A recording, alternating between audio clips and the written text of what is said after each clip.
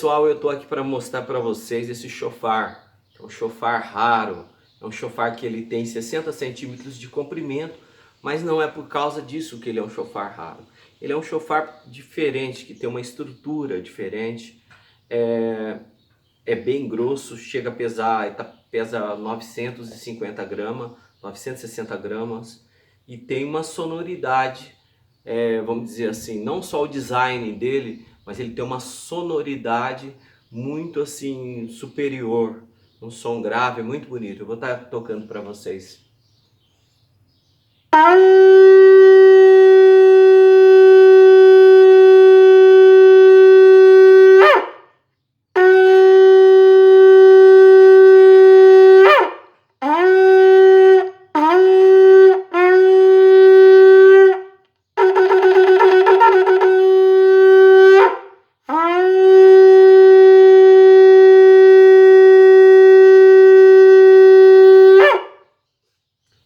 É um chofar muito bonito, e além de ser bonito esse chofar, ele tem uma coisa interessante.